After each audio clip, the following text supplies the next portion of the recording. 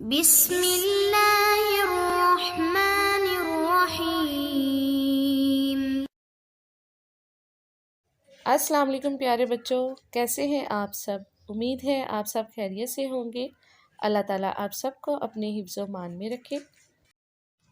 پیارے بچوں، corona virus سے بچنے کے لیے احتیاط بہت ضروری ہے، اس لیے آپ اپنے ہاتھوں کو باقاعدگی کے ساتھ کم از کم 20 سیکنڈ تک صابن اور صاف پانی کے ساتھ دھوئیں اور اپنے گھر والوں کو بھی اس کی تاکید ضرور کریں۔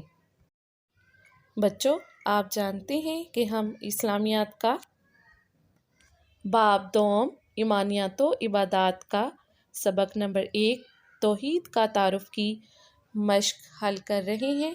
تو بچوں، آج ہم مشق کا سوال نمبر 1، سوال نمبر 2، سوال نمبر 3 ہم اپنی کاپی پر مکمل کر چکے ہیں اور آپ بچے انہیں اچھے سے یاد بھی کر چکے ہیں۔ اور آج ہم سوال نمبر 4 درج ذیل سوالات کے تفصیلی جواب تحریر کریں۔ اس کا جز الف آج کریں گے ہم بچوں۔ جز الف ہے کلمہ طیبہ اور سورۃ الاخلاص میں موجود تعلیمات بیان کریں۔ تو بچوں، یہ سوال بھی ہم اپنی کاپی پر لکھیں گے۔ تو بچوں، آئیے کام لکھنا شروع کرتے ہیں۔ تو بچوں، سب سے پہلے ہم اپنی کاپی پر اس طرح اسکیچ ریڈی کریں گے۔ دائیں جانب آپ یہاں پر تاریخ لکھیں گے 9 اپریل 2021، ہے واو، اس کے بعد دن کیا ہے؟ جمعہ۔ دائیں طرف آپ باب دوم لکھیں گے۔ باب دوم کا نام ہے ایمانیات و عبادات کا سبق نمبر 1 ہے توحید کا تعارف۔ اس کے بعد بچوں آپ سوال نمبر 4 لکھیں گے۔ سوال نمبر 4 ہے درج ذیل سوالات کے تفصیلی جواب تحریر کریں۔ جز الف ہے کلمہ طیبہ اور سورۃ الاخلاص میں موجود تعلیمات بیان کریں۔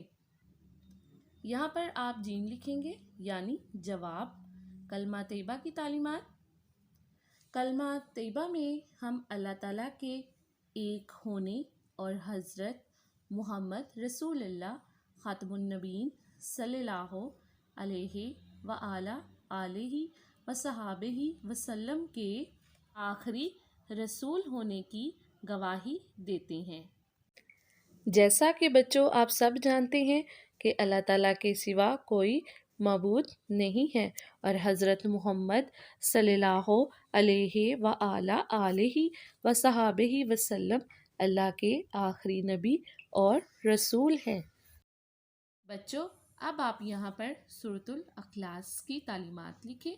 اس کے بعد سورۃ الاخلاص میں کیا بیان کیا گیا ہے؟ سورۃ الاخلاص کے مطابق اللہ تعالیٰ ایک ہے، اللہ تعالیٰ بے نیاز ہے، نہ وہ کسی کی اولاد ہے اور نہ اس کی کوئی اولاد ہے، اللہ تعالیٰ کے برابر کوئی نہیں ہے۔ بچوں، آپ نے کلمہ طیبہ کی تعلیمات اور سورۃ الاخلاص کی تعلیمات میں جانا کہ کلمہ طیبہ اور سورۃ الاخلاص کی تعلیمات ہمیں توحید کا سبق دیتی ہیں۔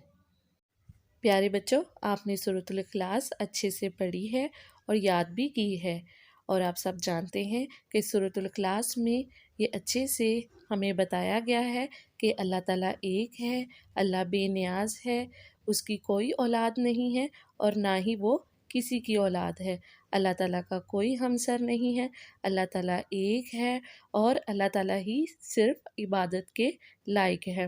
تو ہمیں بھی صرف اللہ تعالیٰ کی عبادت کرنی چاہیے اور اس کے ساتھ کسی کو شریک نہیں ٹھہرانا چاہیے۔ بچوں، اب آپ اس سوال کو خوش خطی سے اپنی کاپی پر لکھیے گا اور اچھے سے یاد بھی کیجیے گا۔ اپنا اور اپنے گھر والوں کا بہت سارا خیال رکھیے گا۔ شکریہ، اللہ حافظ۔